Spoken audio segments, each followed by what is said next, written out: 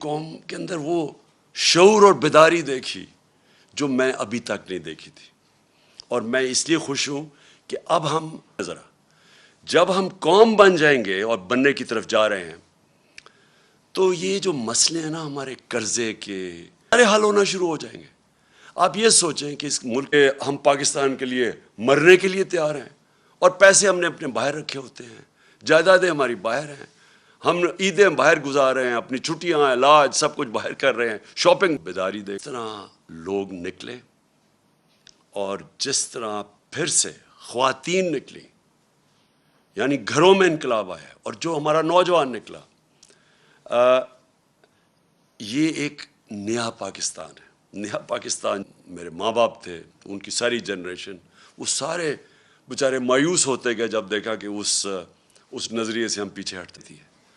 ہم نے ان ساری حکومتوں سے زیادہ کرونا کے باوجود سب سے زیادہ روزگار دیا تھا. سب سے زیادہ ملک میں ڈالرز آ رہے تھے. اور اس وقت جب آئی ٹی, دیکھیں فیوچر اس ملک کا ٹیکنالوجی میں, آئی ٹی میں, ہم نے جو ان کو آئی ٹی کی انڈسٹری کی مدد کی, 2 سالوں میں 75% ہماری ایکسپورٹس بڑھی اور ہم صحیح راستے پہ نکل گئے تھے. ہم نے پہلی دفعہ ہیلتھ کارڈ, کبھی سنا ہے کہ 10 لاکھ روپے کی کہیں بھی جا کے اپنا علاج کروا سکے. احساس پروگرام ہمارا انٹرنیشنلی اکنالج ہوا, جو غربت کم کرنے کے لیے پروگرام تھا. انٹرنیشنلی اکنالج کیا کہ پاکستان کو احساس پروگرام فلاحی ریاست کی طرف لے کے جا رہا تھا. کامیاب پاکستان تھا. سستے قرضے نچلے 20 لاکھ خاندانوں کو دے رہے تھے تاکہ ہنر اب سیکھ سکیں, تاکہ وہ دکانیں کھول سکیں, کسان پیسہ لگا سکے. سود کے بغیر قرضے دے رہے تھے گھر بنانے کے لیے. پھر پوری ایک ہاؤسنگ کا ہمارا پورا انسینٹیوائز کر رہے تھے, بینک پیسے دیں, کم سود کے اوپر لوگ گھر بنائیں, جتنا کرائے دیتے تھے اسی کرائے کے اوپر قسطیں پے کر کے اپنا گھر بنا لیں. یہ ساری چیزیں چل رہی تھیں. اس وقت سازش کر کے ہماری حکومت کرائی گئی. سیاسی اگر بحران آیا تو معیشت نہیں سنبھالی جائے گی. ہم نے یہ آگاہ کیا, وہ لوگ جو روک سکتے تھے اس کو, کہ معیشت نہیں سنبھالی جائے گی. اور خاص طور پہ ان لوگوں سے آپ ذرا ان کا ٹریک ریکارڈ دیکھیں, یہ کب انہوں نے ہماری ملک کی معیشت ٹھیک کی ہے. اور سب سے بڑی انڈیکیشن ہوتا ہے جب آپ ایک ملک کی معیشت کو ٹھیک کرتے ہیں تو آپ کی ایکسپورٹس بڑھتی ہیں, جس سے ڈالرز ملک میں آتے ہیں, جس سے ویلتھ کریشن ہوتی ہے. ان کے پچھلے 5 سال تو ایکسپورٹس بڑھی نہیں, جو یہ نون لیگ کے 5 سال تھے. ان کے جو دوسرے دور میں جو 97 سے 99 تک تھا, تب بھی کوئی ان کی ایکسپورٹس کے اندر اضافہ نہیں تھا. دونوں دفعہ انہوں نے اتنے بڑے بیرونی خسارے چھوڑ کے گئے. تو آتے ساتھ ہی انہوں نے اپنے کرپشن کے کیسز معاف کروانے کی کوشش کی.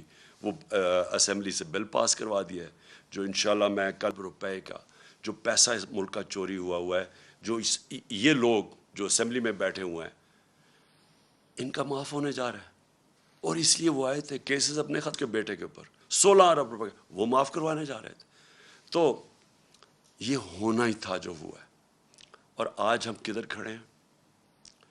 آج بلومبرگ جو اب ایک انٹرنیشنل ادارہ ہے, سب اکانومسٹ جانتے ہیں, اس انٹرنیشنل ادارے کے مطابق آج پاکستان 4تھے نمبر پہ ہے. وہ ملک یہ راستہ ہے اب آگے, اور وہ ایک راستہ ہے صاف اور شفاف الیکشنز کروانے کا. اور میں آج اپنی قوم کے سامنے جو چیز رکھنا چاہتا ہوں, جس طرح کا انہوں نے پنجاب میں الیکشن کروایا, ایسا اگر الیکشن کروانا ہے, اور اگر یہ اسی طرح کے آگے الیکشن کروانے ہیں, میں آپ کو یقین دلاتا ہوں کہ اس سے بحران بڑھے گا, کم نہیں ہوگا. ہر بار استعمال کیا گیا ہمیں الیکشن ہرانے کا. ساری جتنی پنجاب کی ججمنٹ تھی کہ کسی قسم کا, جب انہوں نے ایک غیر آئینی طور پہ انہوں نے اجازت دی حمزہ شریف کو چیف منسٹر بننے کی, تو سپریم کورٹ نے ساتھ کہا کہ کسی قسم کی مداخلت نہیں ہوگی اسٹیٹ مشینری کی الیکشن پہ. انہوں نے ہر قسم کی مداخلت کی. ایک تو اسٹیٹ مشینری پوری استعمال کی, FIR